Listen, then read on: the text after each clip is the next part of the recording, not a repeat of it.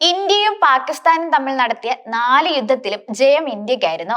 1947, 1965, 1971, 1999 എന്നീ വർഷങ്ങളിലെ യുദ്ധത്തിൽ ധീരതയിലൂടെയും തന്ത്രപരമായി ശത്രുവിനെ തോൽപ്പിച്ചതിലൂടെയുമാണ് ഇന്ത്യ ജയം സ്വന്തമാക്കിയത്. അത്തരത്തിൽ 1971 ബംഗ്ലാദേശ് വിമോചന യുദ്ധത്തിൽ ഇന്ത്യ വളരെ തന്ത്രപരമായ രീതിയിലായിരുന്നു നേരിട്ടത്. ഇരു രാജ്യങ്ങളും തമ്മിൽ പൂർണ്ണമായ ഒരു യുദ്ധം ആരംഭിക്കുന്നതിന് മുൻപ് പാകിസ്ഥാന്റെ പദ്ധതികളിൽ ഒരു വിള്ളൽ വീഴ്ത്താൻ ഇന്ത്യൻ നാവികസേന ഒരു രഹസ്യ ഓപ്പറേഷൻ നടത്താൻ തീരുമാനിച്ചു.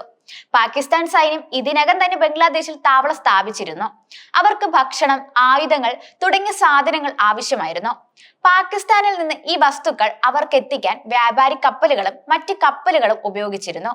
അതുകൊണ്ട് തന്നെ അത് ഇല്ലാതാക്കാൻ നാവിക മൈനുകൾ ഉപയോഗിച്ച് ഈ കപ്പലുകളെ ലക്ഷ്യം വെക്കാൻ നാവികസേന തീരുമാനിക്കുകയായിരുന്നു. എന്നിരുന്നാലും ഈ മൈനുകൾ അടിത്തട്ടിൽ ഉറപ്പിക്കേണ്ടതായിട്ടുണ്ട്. കൂടാതെ വൈദഗ്ധ്യമുള്ള മുങ്ങൽ വിദഗ്ധർക്ക് മാത്രമേ ആ ദൗത്യം നിർവഹിക്കാനും കഴിയൂ. കിലോമീറ്ററുകൾ നീന്താൻ കഴിയുന്ന ചുരുക്കം ചില ആളുകൾ മാത്രമേ ഇന്ത്യൻ സേനയിൽ അന്നുണ്ടായിരുന്നുള്ളൂ. ആ സമയത്ത് പാകിസ്ഥാൻ ബംഗ്ലാദേശിൽ അതിക്രമങ്ങൾ നടത്തിക്കൊണ്ടിരുന്നു.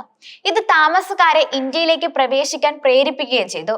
അവരിൽ ചിലരെ തിരഞ്ഞെടുത്ത് ദീർഘകാലത്തേക്ക് നീന്തൽ പഠിപ്പിക്കാനും കപ്പലുകൾ തകർക്കാനുള്ള പദ്ധതി നടപ്പിലാക്കാൻ സഹായിക്കാനും ഇന്ത്യൻ നാവികസേന തീരുമാനിച്ചു.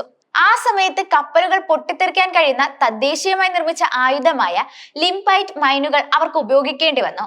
അങ്ങനെ മൈനുകൾ ശരീരത്തിൽ കെട്ടി നീന്താൻ പരിശീലനം ലഭിച്ച മറൈൻ ഡ്രൈവർമാരുടെ ഒരു സംഘം സൃഷ്ടിക്കപ്പെട്ടു. ലിംപൈറ്റ് ഖനിയിൽ ഒരു ലയിക്കുന്ന പ്ലഗ് ഉണ്ടായിരുന്നു. അത് ഖനി വെള്ളത്തിൽ സ്പർശിച്ചാൽ 30 മിനിറ്റിനുള്ളിൽ പൊട്ടിത്തെറിക്കുമെന്ന് സൂചന നൽകി. പ്രശ്നം എങ്ങനെ പരിഹരിക്കാമെന്ന് ആലോചിക്കുന്നതിനിടയിൽ ഇന്ത്യൻ ഉദ്യോഗസ്ഥർ ഒരു വിചിത്രമായ ഒരു പരിഹാരം കണ്ടെത്തി. പ്ലഗുകൾ കോണ്ടം കൊണ്ട് മൂടുക. ആദ്യം അത് വിജയിക്കുമെന്ന് തോന്നിയില്ല, പക്ഷെ അവർ അത് പരീക്ഷിച്ചു നോക്കി. അത്തരത്തിൽ പരീക്ഷണം വിജയിക്കുകയും ചെയ്തു.